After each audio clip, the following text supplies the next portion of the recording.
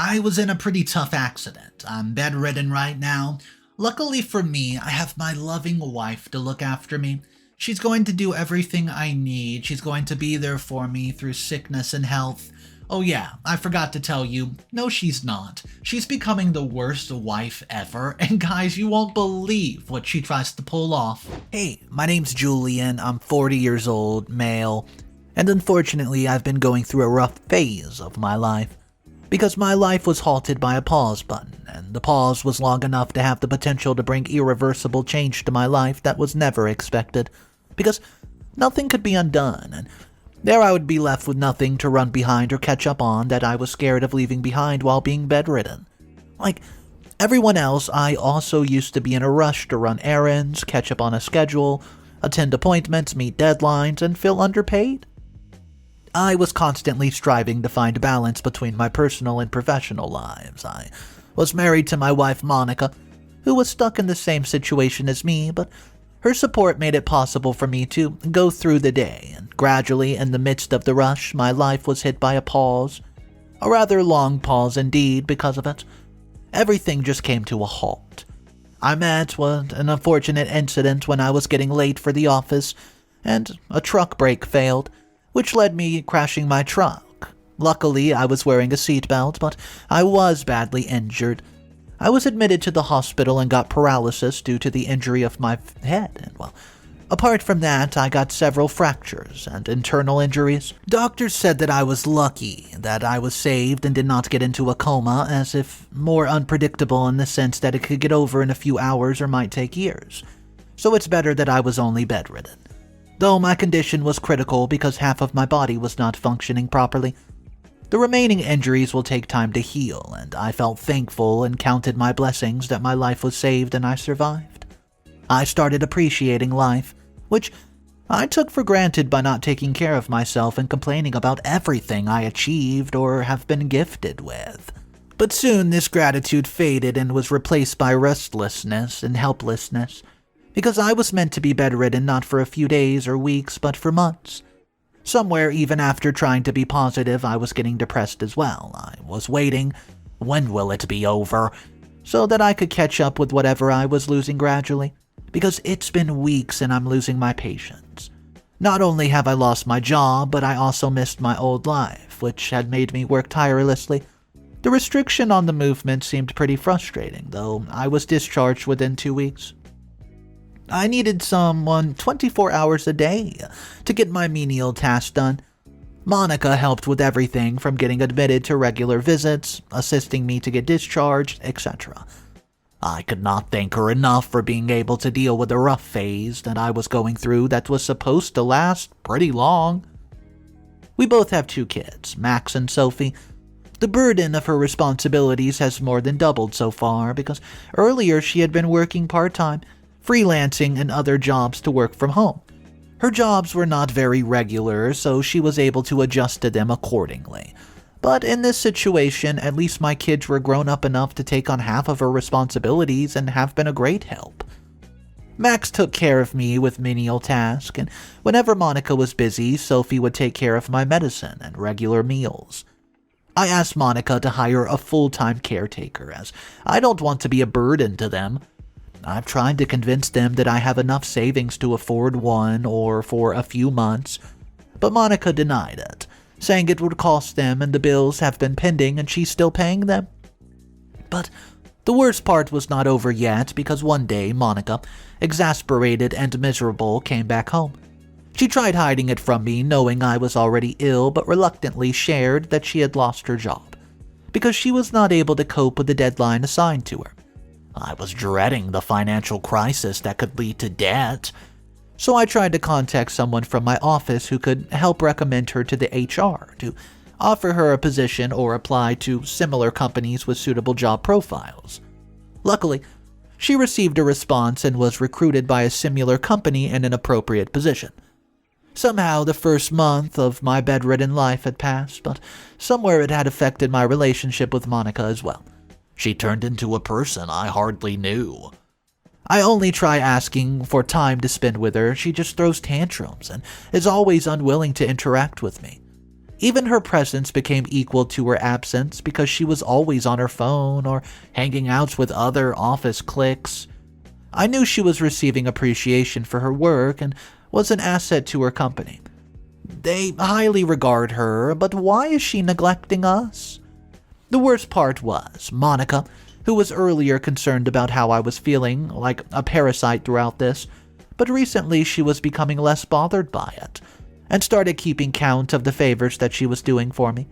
She sometimes makes me feel like I'm being spoon-fed, and she has to work hard to bring 2 meals a day to the table. Above all, my medicines and regular checkups have become annoying to her. She often began complaining about her life, which was not getting any better even after knowing that my condition would remain the same for the next 6 months, at least. So I requested that she hires a caretaker in her absence, and thankfully, my savings have allowed me to hire one since hers would be spent on her and the remaining bills apart from the medicine. With that, she only comes home late at night and leaves early in the morning. The children also leave for school until the caretaker comes in, and I also felt less dependent on them. Even though they're my family, the kids were mostly around wherever the caretaker was not able to attend to me. Monica, who was my wife and the mother of my children, turned into merely a provider for us all. I did not understand that I had a right to complain about it when she was the one who was paying for it. Though I never complained. Max and Sophie started doing so and despising her. One day, Sophie had an argument with Monica over not picking her up from school when the bus had left her because of her extra class. I could sense both Max and Sophie's frustration towards their mother, and it was a bit understandable, so I talked to Monica about this, but I tried to be more diplomatic while convincing her about this by asking to hire a nanny, in case it was becoming difficult after all her job was paying really well, and it would ease some burden upon her, and reluctantly she agreed. So that's how things were managed, but in the midst of it, Monica's absence made my children estranged from her. Her absence became so obvious to us, we never even stopped to question her whereabouts. And honestly, I don't like her to be around due to her toxic attitude lately. And all through this, I started blaming my ill condition and felt helpless. On a regular day, I woke up and found my sister Julia standing, holding a cake with candles lit, along with my children singing me a happy birthday in unison. I forgot it was my birthday until they wished me. I never realized I could miss her so much. Even though her presence really irritates me, then she asked me the most important question that I almost stopped asking myself, which was where Monica was. I simply answered the same as I always have, I don't know, and I don't want to know. She saw me upset, asked me about it later, and I advised that I should not ignore my marriage like that because it would only worsen things. Also, I should care about children as they do not deserve this. So I called her up, and she didn't even wish me a birthday, and she only said that she would soon be back as she was busy and hung up on me. Julia was furious at her. She never liked her, and now I realize she was not wrong about it. One day, my caretaker nurse was on leave for a few days, right? And she could not make it, but she informed me the day before, and I hated to ask Monica for help, but I had no option. To my surprise, she accepted it, but in the morning I faced something even worse than this. She left for the trip without even bothering to tell me. She packed her belongings, saying she had a business trip and would simply miss the flight. She didn't have much time to explain. Max and Sophie had their important classes and could not skip them, and I was disappointed and called Julia to take me to the hospital for an appointment. Julia was not near, but somehow managed to come over in a few hours, and I felt sorry for asking. She didn't mind, but advised me that it was high time I talked about it and got it sorted. So I made myself ready to confront her, and I'm doing this for my family, which is falling apart. So I waited for her to come back. Update number 1 after 3 days. Hey guys. As I've told you, things were getting worse in my marriage, and I almost tried to ignore it, feeling helpless with my condition, but later, after your suggestions of my sister's help, I decided to face it. I got a call from my sister. She sounded excited that her husband Robert, who's a lawyer, got transferred recently and rented an apartment that was near my place. I was glad to be around her. After all this time, I was actually in a good mood. Max and Sophie cheered at this news and made preparations to welcome her as our new neighbor. My sister and her husband were a childless couple, and Julia always loved my children. Max and Sophie helped her with moving in and other stuff, and she soon became completely comfortable, and one day again she popped that usual question about Monica, but this time I didn't lie. I informed her that I was still waiting for the day that she's left for a business trip and she had not been back yet. Moreover, such things are meant to be discussed in person and not via a video call. So the next morning, I expected Monica to be back as she had told me, so I called her and asked her whereabouts. I yelled at her when I found that she did not even bother to inform me that she would not be back before this week. I questioned the kind of work because it's not that I don't understand how things are done. How could she drop things at the end so conveniently? Even Julia could not help it. I felt heartbroken and neglected, and her husband was my only friend, who offered me a shoulder to lean on. Julia advised me to be calm about it because there was nothing that I could do or conclude without asking her. I was glad that her visits had become more frequent, and they hardly left us alone. Most of the time, we both have our meals together like a big joint family, with my kids lingering around her or lending her a hand. And in no time, she and her husband soon filed the void, and Monica had left in our lives. I soon got distracted by the mess that I was in whenever I was around them. One time, when Max was back from school, he asked about Monica, and I could not answer him.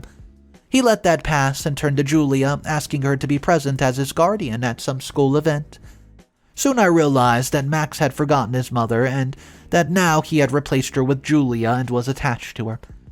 That evening was quite peaceful when Sophie, using social media, came across Monica's recent post from just 5 hours ago. She was at some exotic location, which mentioned the name of some island with a guy beside her. She was rather partying and enjoying bonfires at beaches with a guy in the name of being busy with important work. Max, who was already in his teenage years, it was not difficult for him to understand this, tried to console Sophie by saying that Mom would be back soon. But Max was upset and angry, and it was quite evident that his grudges were piling up, just like mine, which were suspicious of her affairs. The day came when Monica arrived, and well, this time it was not her home any longer because the children did not pay heed to her existence, especially Max, who started throwing tantrums at her and turned passive-aggressive towards her. When Monica tried asking about me, Max taunted her by questioning her arrival and mentioning her island trip. Monica snapped at him, telling him that he had lost his manners, and Julia interrupted her, saying that she had no right to complain since she stopped being a mother a long time ago. Julia, who dislikes her, had skepticism dripping from her questions about the leisure of life, leaving me sick in bed. I asked Monica when she was thinking about stop being a wife as well, or the pretense she was carrying in the name of paying my bills. That too would be later compensated by life insurance. She tried to convince me that the flight was delayed, so they decided to have another meeting, and I was tired of the same excuse a long time ago. She even tried playing the victim about being so bound up and having no choice at her job. I was infuriated by the choices that she made, keeping my marriage and kids at stake. My heart rate and pulse rate quickened and became uneven, and I was sent to the hospital again. Worried about my condition, doctors warned that being stressed could affect my blood pressure, which is critical in such conditions. So my mental health is important for me to heal faster, and later at the hospital I asked Monica what she wanted, who the guy was, and what she was up to. Monica said it was her boss and they were just good friends, and before I could say further, she instantly apologized and promised to make up for it. When I was discharged from the hospital, Monica tried to stick beside me, and she gave me a leave to the nurse and tried to make things work. She threw a small party in celebration of her promotion and invited some of her clique friends and her boss's friends, along with my family. She had introduced me to, well, Evans, who was 8 years younger than her. Julia, who already had doubts of her intentions, tried to warn me but chose to back off, hoping that things might get better after this. At least some of my mistrust had faded since then. But I saw them being too friendly at the party, and I found it a bit fishy. But knowing she would not tell me right away, I had to confirm it myself. Update number 2. Hey guys, I was thankful for your suggestions, which motivated and guided me through the situation at hand, and it turned out that my suspicions were confirmed. And now I'm going to end this marriage and divorce her, so this is how it went. I discussed everything with Julia and whatever suspicions I had towards her about her illicit affair with her younger boss Evans, and Max also agreed. I hate discussing this with my children, but Max was having the same doubts, and I could not avoid him, nor was I in a position to lie to his face, and Julia and I thought of sharing this with Robert and waiting for him at the dinner, just to discuss it with him before bringing this up to Monica. But today, Robert came back early, and above all, he expected Monica to be at home since, according to her office hours, when he asked about her, he said that he and her, he's seen her with Evans at some restaurant, and he did not call her out, thinking he might interrupt her also. She would be back in some time since he was already occupied with his client. He thought of meeting her late after work, but then suddenly found them heading inside a hotel room that they had reserved. He came back instantly to inform me about everything before she arrived, and since I had already lost trust in her, I was waiting to know her reaction and at least get to know her intentions. We all waited for Monica to come back and asked her how her day was at the dinner. But I had something else as well. Apart from knowing her intentions that would help me later proceed with my next plan. Then I put my phone on recording and brought the topic up and mentioned the hotel name that she had visited today to record her words. She stammered a bit and said that they waited for pretty long and the client did not arrive, so they had lunch and went to the office. I could not hold it any longer and uttered everything that I had in my mind about her and whatever suspicions I had. I mentioned her boss, Evans, his constant approvals, her untimely promotions, her answering his calls at all odd times, and what I had witnessed at the party. She was baffled and not prepared to face it, and she started to act like a victim, saying that I turned into an insecure, toxic husband who suspects his wife's loyalty and character after all that she's done for him. She'll stop paying the bills from now on and will resign from her job to make him pay for whatever he owns. Not only that, she also said to divorce me as I had turned useless and would claim custody of both Max and Sophie because I could not even take care of my own children. Rather, it's the other way around. Saying this, she packed her belongings and said she needed a break and was leaving for some time to live at her cousin's place. Julia, trying to stop her, said she was trying to escape her situation. I let her go and promised myself that I would divorce her, but would expose her first for doing this to me. Robert was suspecting her just like me, and advised that I should check up on her. I agreed because as my expectations of trust had already been shattered, I had started doubting her every word and action. So, following Robert's advice, I called her cousin, whom she used to visit frequently before my bedridden state occurred. She had no such idea. She was not at her place. She doubted me for asking this, so I made some excuse and hung up, fearing she might pass on this conversation to her. It was evident to everyone that my wife had suddenly left her job and said she was temporarily moving to her cousin and threatening to divorce me if I complained. So I planned a cruel surprise for her when she returned. Julia was in full support of banishing Monica from our lives after watching me suffer in my marriage with her. Furious at Monica, I asked Robert to prepare the divorce papers as soon as possible. By that time, I would have come up with a plan. Update number 3. Hello everyone, so this is my final update and the closure we all were waiting for. All thanks to you for your support, so this was my final plan. My suspicions have already been confirmed and I lacked only 2 things. First, the evidence to prove her real intentions, and second, the right time and the moment to reveal all of it. To make my case stronger, according to Robert's advice, the more witnesses there are, the more leverage I have, and I want to file a case against her for adultery as an actual reason to divorce her. Also, I own the house I live in, otherwise I have no doubts that Monica would have kicked me out long ago. Robert has concluded that she has left the job, so I would be made responsible for her alimony since she would not be financially independent any longer, and I would be accountable for paying my bills and her alimony along with that. Talking about the first part, I had no idea about the evidence being in a bedridden, helpless state. I was dependent upon Robert's advice for that matter. He suggested that I hire a PA. to, well, look after her and collect all the evidence of her flight tickets, meetings, whereabouts, etc. He could also visit her office if required. And the rest is about the right moment when I know for sure when and how to call her. And that would be our wedding anniversary. Because she would most likely need the validation of how her happy married life from people and society in general, by throwing such acts of pretense in front of them to hide her illicit affair with her boss.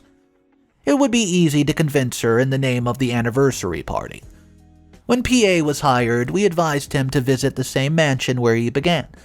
He was great at his job because he clicked all the necessary pictures and also informed her that she was in a live-in relationship and had already just bought most of the stuff at his place as a mark of a new beginning in her life.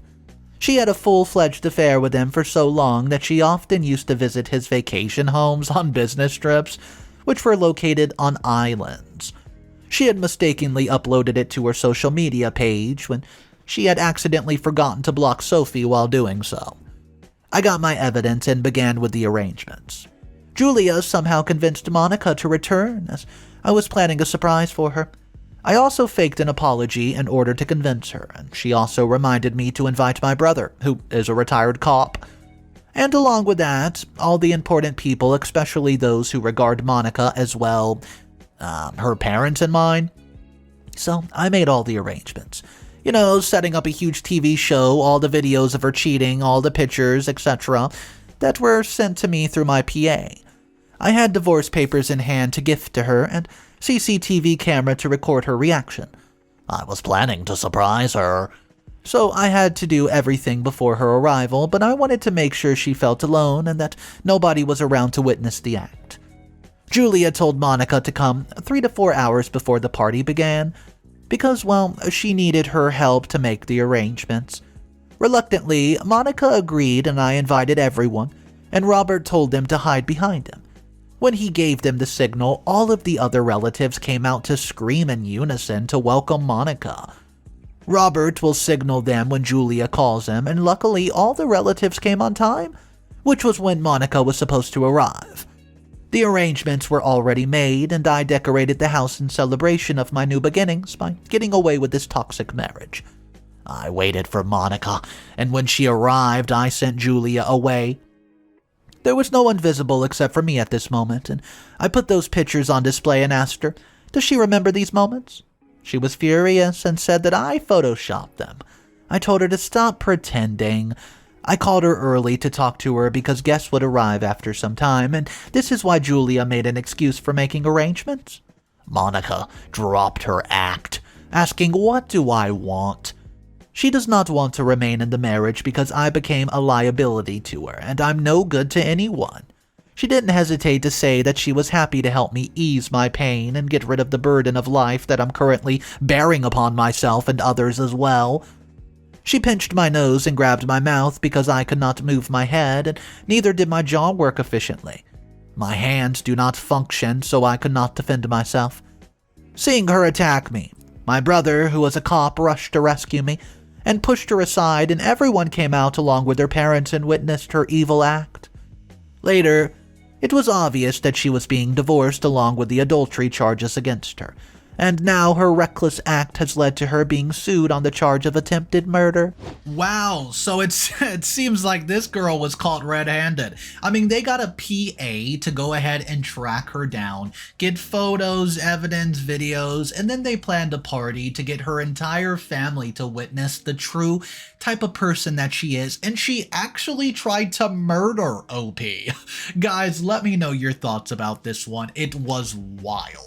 A lot of the commenters were saying how vile, how toxic, how evil she is, but there were also maybe 20% of commenters who didn't agree.